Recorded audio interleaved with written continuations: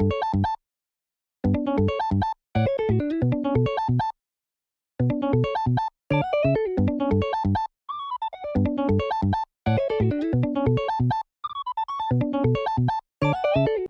what's up, ladies and gentlemen? Good to see you, and we've got a couple more of the proxy matches that we played at the house. David and I, he was playing Katakuri. I was playing the good old OP05 Sakazuki boy, and it looks as though I do win the dice roll here. I choose to take second, wanting to steal second here. And ladies and gentlemen, if you haven't watched some of yesterday's videos, I ended up uploading two. I had a video that was about the unbanning and unrestricting of some red cards. I think it was very fun to do that video, as well as go over some of the market involved, you know, the price changes, the fluctuations, the craziness. It was absolutely insane, but fun video to check out, as well as the podcast that I had with my man FTC Hobby. And yeah, that was a great time. We had a very, very good podcast. If you want to check out the episode, would mean a lot. But he gets Sparrow down on Sparrow from pudding on turn 1 for him. And now you can look at my hand, and I'm laughing. I literally shuffled my deck about as well as I could, and I have 4 Borsalinos in hand right now. I choose to trash Hina, and I draw into another Hina. I'm looking at my hand thinking that the game is kind of trolling me right now, and I just decide to pass. Sometimes it just be like that.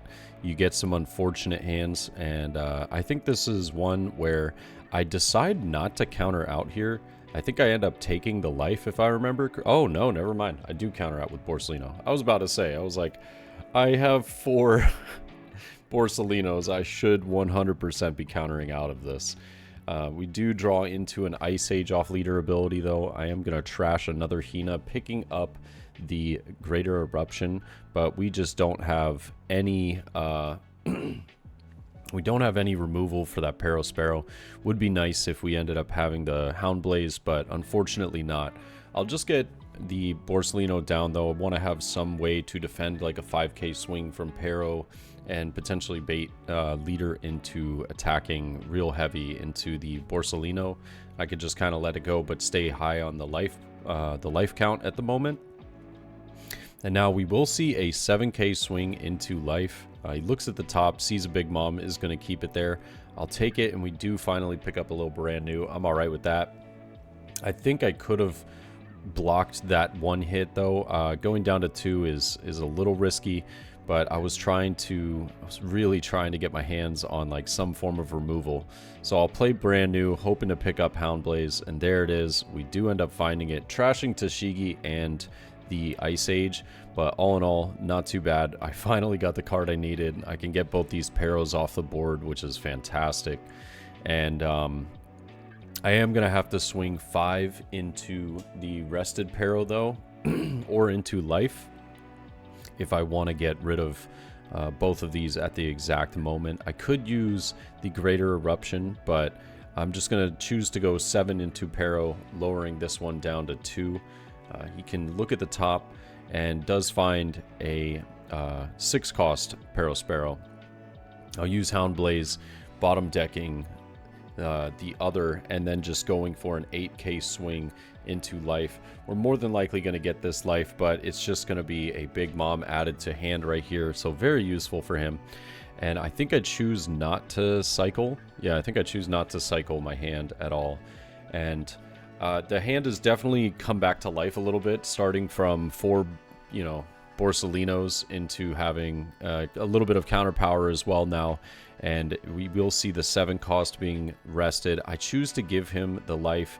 I do think that the more that I've played this matchup, I would never give him a life here, and I would just take the life, especially, oh, look at that, drawing into a Sabo.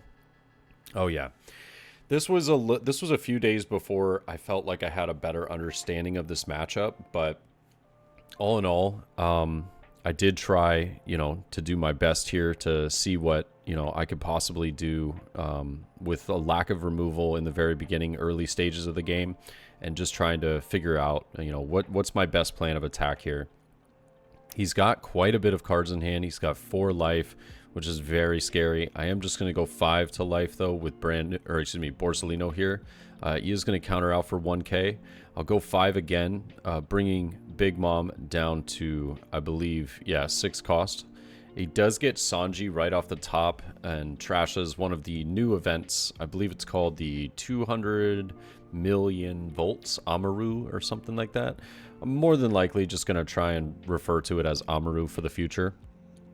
But Sabo does protect everything from being KO'd from, you know, potential Thunderbolt in the future. And I'm just trying to decide what cards I want to get out of hand. I wish I could have got the 4-cost Kuzan down, but I choose to trash that and the Borsalino here. Unfortunate that I trash a blocker, but kind of is what it is at the moment. I do finally pick up another Houndblaze. I'm like, okay, some form of removal. Not bad. Not bad. Luckily, he's on the odd curve, so there's no 10 Mom coming down this turn. I can pressure his life, you know, really well next turn, and then try and block her up as well. So I'll block her up and play the Houndblaze. But sadly, we see an 8k swing that I just kind of let go of the Borsalino, and now he gets rid of my other blocker as well. Really, really unfortunate. I'm not ecstatic by any means here. I'm like, oh man, I messed up. And I didn't see that he had 1 Dawn left, so I accidentally took the 5k swing, not knowing that he had 1 Dawn. It was my fault for not paying attention too well. And I ended up having to drop a 2k and a 1k here if I want to get out of it. I could take the life, but, you know, 10 Mom. Oh, and he actually, that's right. I was like, shoot, I didn't realize that you had the 1 Dawn left. So, you know, since we're practicing, he was nice enough to let me counter out of the 5k swing and then take the 7k. And I get up to 10k here. You know, we're not being stingy. We're just trying to practice as much as possible. So going for the lines here to try and figure it out. You know, the best way that we could have done it is always better than just like, hey, you played that, sucks to suck. I do have Rob Lucci in hand, and I think I end up putting a little too much value on trying to use this card. I feel like the tough part is we put ourselves in a position where we've lost both of our potential attackers on the board, and we can't just re-block her up. You know, because then we're just going to be so far behind and have to deal with 2 8k swings and then a 10 Mom the next turn as well. And yeah, I kind of screwed the pooch. I mean, obviously not seeing the removal early enough in the match can, you know, set us behind, but we did see enough that we could have been a little more aggressive to our opponent's life, and then also just trashing one of the life from the 7-cost Mom. Katakuri would have bounced back a, you know, potential extra life for us as well there, bringing us back up to 2. But I do take my time in trying to figure out, you know, what's the best play in this situation. I've got, I believe, like about 8 cards in hand, and he's got about 6. So there are obviously lines, but which one is the best is to be determined.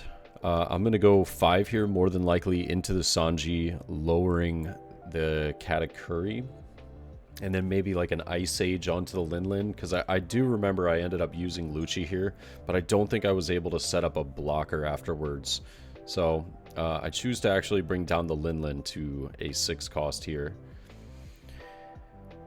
And we might potentially see like Rebecca bring back Hina, lowering down Linlin to 2, and then using like Greater Eruption yeah, there we go. We draw into some counter power. I'll bring down Katakuri as well to 6 here. And it looks as though that's going to be the play. For us having 9 Dawn remaining, I am just going to play Rebecca. I'm going to go ahead and get that Hina out. I'll play it from hand, but obviously just plays from trash. And I bring down the Katakuri to a 2 cost. Ice Age will get Linlin within range of being KO'd. So Linlin here, bringing that down to a 1. And now I will play Lucci and KO both of them. Unfortunately, didn't get Sanji off the board though. And yeah, it is what it is. I do have this nice Rebecca, though, on the board. Hina is also, you know, the swing for the following turn. But with him being at 3 life and about to be at 4, it's still going to be very rough to bounce back from. We're going to have to block her up very heavy, and we had to drop quite a bit of our hand size there. I am going to see a 5k into the Hina. I'm unfortunately just going to have to let it go. I can't use any more cards from hand here. And we do draw a little bit of counter power. Manchery is going to be absolutely excellent in potentially getting back some cards. I'm probably going to have to get back Sabo here more than likely and end up trashing a few cards. But I might be able to get a couple of pokes at life here. We've got him down to 5 cards in hand, I believe. And yeah, I choose to use the cycle, trashing Houndblaze and picking up a 4-cost Kuzan. Kuzan's not going to do me much in this situation. We've kind of got ourselves in a pickle where we do have to play a little defensively. And I do need to get that Sanji off the board as well. As much as I want to go for life, the Sanji definitely has to be a priority. But Manchery into Sabo to defend myself. I will just go 5 into the Sanji, bringing it down to 3. He does choose to take that, which I'm happy about. I'll swing 6 into life. He does get a cracker out of life. Really bad timing for me. Trashes the Amaru. And now Manchery's probably just going to get me back that Sabo, if I had to take a guess. Oh, I end up taking brand new. Oh, shoot. I think he ends up telling me that I need to return 2 to the bottom. Yeah. Yet again, still learning the deck, so I was, you know, figuring out some stuff here and there. And, you know, we'll make small mistakes in these proxy matches. But we do get it corrected, and I get 2 cards down to the bottom. I'll go ahead and lift 2 for 2 Borsalinos. And I will just go ahead and pass. Yeah, we have quite a bit of blockers, but we are still looking pretty rough. I'm like, okay, I got one of the Amarus out of the way, so that's not too bad. In order for him to get through this, he'd have to have like 2 Amarus and just like continuously go for it. But we actually end up seeing him pick up Sanji here. Sanji blocker. Thunderbolt and Amaru could go pretty hard, actually, getting rid of Rebecca if he really wanted to go for game here. Now, I make a big mistake here. He goes 2 into, excuse me, 2 into the Manchery, and I block with Borsalino. I am in a very, very susceptible position, and I choose to rest the leader because I thought that, okay, he's probably just going to go pretty heavy into this Borsalino. I should be quite all right. But we see an 8k swing. Actually, it ends up being 9k. This goes to life. I will just go ahead and take it. Rookie mistake. Should have blocked with Rebecca. He'd already used enough Dawn that I don't have to worry about really anything there. I should have used Rebecca, and I didn't. And now I'm just going to, unfortunately, you know, be put into a pretty rough situation. 3 cards in hand with only 1 blocker active because of my own mistakes. 12k, we are just going to have to block. He only has 3 Dawn left, but with the lack of 2k counters that go into a Sakazuki list, we are just going to see an 8k swing, and he's got it. All I had was the ability to get to 8k. It's a little risky because I guess at the end of the day, I could have potentially had a clap back there, but he did move his life down to the bottom, so there are some chances that, you know, he moved like Beji or Sanji or something like that, and it definitely could have been a much different match. But going into game 2, I think I still get second in this match as well, if I'm not mistaken. I might be first this time. I honestly don't remember. But yeah, this, as you can see in the hand, having 2 Houndblazes already is just like fantastic. I'm ecstatic. I'm like, okay, we are looking great. Actually, we might have 3. Now we have 2 in a Lucci. I pick up the Drash the Hina and pick up the Rebecca here. And I'll just go ahead and pass it over. I'm like, please play Sparrow. I have no care in the world. Yep, we'll see a 5k swing. I do end up getting the brand new, and he does play Pero here. I'll take the first 5k hit just because I didn't want to really get rid of anything else in my hand. But I will pick up the Greater Eruption, trashing 2 Hinas here, one being the blue and the other one just being the other. But a Thunderbolt will KO the brand new, which is unfortunate for my tempo, but you know, it is what it is. I could have probably just swung 5 first into to get the Thunderbolt potentially out of the way and then play brand new. But you know, lesson learned. What are you gonna do? He swings 7 here, and we pick up another Houndblaze, dropping a Sanji. Greater Eruption picked up off the card draw, which is super nice for that combo, but I also do want to try and set up a blocker, you know, in the near future. Just having a blocker on turn 3 or turn 4 is fantastic, and it looks as though we also have the 7-cost Borsalino in hand, which I love in this matchup. If you have Ice Age, it just feels like it gets a lot done. But we will go 2 for Greater Eruption, bringing the Sanji down to a 2-cost. And now I also have another brand new, which is great, but it's just going to bottom deck the Sanji through Houndblaze, bringing leader up to 8k. So Sanji gets bottom decked. We now have an 8k swing. We can be aggressive. I'm actually going to bring it up to 9. Or no, I guess I decide not to. I'm just going to go 8 because I was like, yeah, he's probably going to take it either way. And I could play Manchery here if I really wanted to, just to get it down and then have a blocker the following turn to reuse it. And brand new is going to pick me up either a Tashigi, a Kuzan, or a Borsalino here. Looking at the hand, I really think that Tashigi or Borsalino just kind of do work.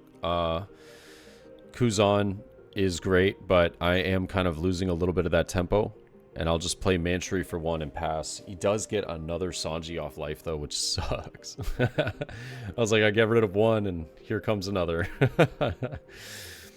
But well, we will see 7 for Big Mom. I think I still give him this life if I remember correctly, and a lot of the times when I have them at 3, I really like to just trash the life, but I was playing a little scared. I didn't have like a great understanding of the matchup just yet. He swings 5, and it looks as though I draw into another Houndblaze, which unfortunately the trigger is a 3-cost or less, not a 4-cost or less, because I would have loved to get rid of Sanji right there and then just go for life. But now I know that I'm going to more than likely have to swing into the Sanji, because Borsalino is going to be useful in getting rid of the Linlin. So I'll bring Linlin down to 6 here. He does have a few cards in hand, but he's thinking of whether he wants to save the Sanji or not.